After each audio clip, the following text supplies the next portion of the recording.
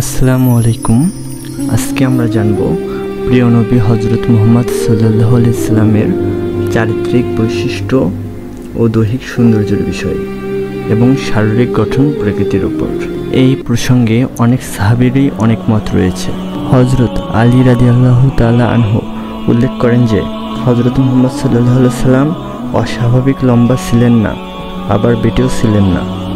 তিনি ছিলেন মাঝারি ধরনের, গঠন বৈশিষ্ট্য সম্পূর্ণ। তার চুল কোঁকড়ানো ছিল না, আবার খাড়াও ছিল না, ছিল দুয়ের মাঝামাঝি ধরনের।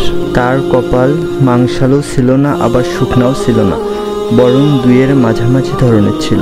তার কপাল ছিল প্রশস্ত এবং গায়ের রং ছিল গোলাপি গৌর মিশ্র রূপ। চোখ ছিল সুরমা রাঙ্গা লালচে, ঘন পল্লব বৈশিষ্ট্য। বুকের ওপর নাভি থেকে হালকা লোমের রেখা, দেহের অন্য অংশে লোম শূন্য। হাত এবং পা মাংসাল। চলার সময় স্পন্দিত ভঙ্গিতে পা তুলতেন।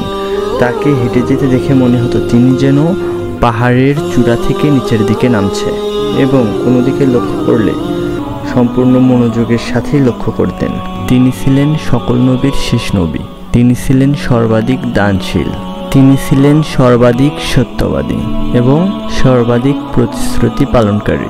যারা হযরত মুহাম্মদ সাল্লাল্লাহু আলাইহি সাল্লাম সম্পর্কে প্রশংসা করত, তারা বলতে বাধ্য হতো যে আমি তার পূর্বে এবং তারপরে তার ন্যায় আর কাউকে দেখিনি এত সুন্দর। হযরত মুহাম্মদ সাল্লাল্লাহু আলাইহি সাল্লাম প্রথম আহলি কিতাবদের ন্যায় চুল আঁচড়াতে পছন্দ করতেন। এই কারণে যখন চুল আঁচড়াতেন তখন মাথায় সিঁথি করতেন না, কিন্তু পরবর্তীতে সিঁথি করতেন। হযরতে বারা ইবনে আজেব রাদিয়াল্লাহু তাআলা আনহুকে প্রশ্ন করা হয়েছে যে রাসূলুল্লাহ সাল্লাল্লাহু আলাইহি সাল্লামের চেহারা কি তরোয়ালের ন্যায়? তিনি বললেন না, বরং তার চেয়েও ছিল চাঁদের ন্যায়। অপর এক বর্ণনায় ছিল রাসূল সাল্লাল্লাহু আলাইহি সাল্লাম এর চেহারা ছিল গোলাকার।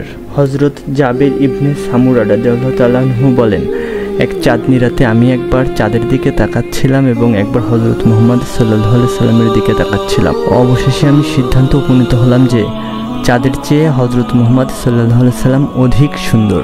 হযরতে কাব ইবনে মালিক রাদিয়াল্লাহু তাআলা আনহু থেকে বর্ণিত, হযরত মুহাম্মদ সাল্লাল্লাহু আলাইহি সাল্লাম যখন খুশি হতেন তখন তার চেহারা চাঁদের ন্যায় উজ্জ্বল হইত।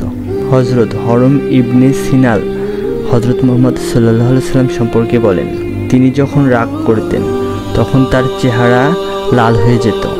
দেখে মনে হতো যেন আঙ্গুরের দানা উভয় কপালে ঘষে দেওয়া হয়েছে অথবা লেপ্টে দেওয়া হয়েছে, এমন লাল হয়ে যেত। হযরতে জাবির ইবনে সামুরা রাদিয়াল্লাহু তাআলা আনহু বলেন, হযরত মুহাম্মদ সাল্লাল্লাহু আলাইহি সাল্লাম যখন হাসতেন মৃদু হাসতেন অথবা মুস্কি হাসতেন। তার চোখ দেখে মনে হতো যেন সুরমা লাগানো, অথচ তিনি সুরমা লাগাননি।